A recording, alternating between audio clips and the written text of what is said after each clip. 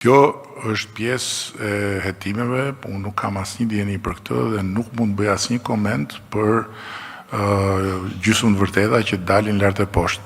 Këto do bëhen hetime, do bëhet proces, do bëhet gjykim, është proces që do t'rregojë në fund, por di një gjë, që në krye të skuadrës së Akshit është një grua që ka respektin tim të padiskutueshëm, Linda Karçanaj, e cila sot është mas sigurie në një shtëpi me qera ku jeton, pasi ka jetuar deri pak vite më parë në shtëpinë që dikur ishte e prindërve në një apartament kohës komunizmit. Dhe që e njoh për 20 vjetësh, që punon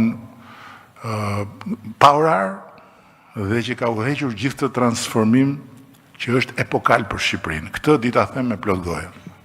Kështu që në këtë pikë, po, është protagonistja kryesore e transformimit digjital të Shqipërisë, me një respekt absolut ndërkombëtarisht në të gjitha këto institucione dhe në të gjithë sferë. Dhe për pjesën tjetër që juve më pyesni, unë po e përsëris. Çfarë thoni ju sot, bazuar në copza të nxjera rrugëve nga ata që duhet ruajnë sekretin hetimor, nuk është absolutisht e mjaftueshme për të dalë në përfundime mbi fajin apo pafajësinë e njerëzve. Kujdo qoftë, janë gjysmë të vërteta, ose janë jo gjysmë, po janë çerek të vërteta, sepse gjëja është shumë më e madhe, nxjerrët një copë këtu, nxjerrët një copë atje, dhe kjo është e njohur, ka ndodhur edhe në vende të tjera. Ushqehet publiku me këto gjëra për të dënuar në sytë e opinionit njerëz që kanë të drejtën të prezumohen pafajshëm deri kur t'i dënojë gjykata.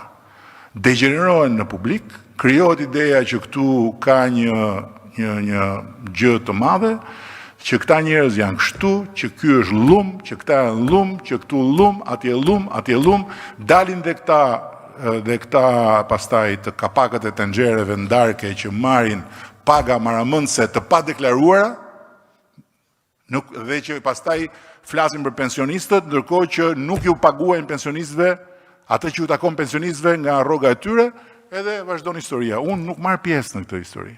Unë thjesht dhe vetëm jam në dispozicionin tuaj si personazh që të më fusi në tenxhere nga mëngjesi deri në darkë. Po mos harroni një gjë, mua çfarë nuk më vret vetëm më forcon. Këtë keni parasysh.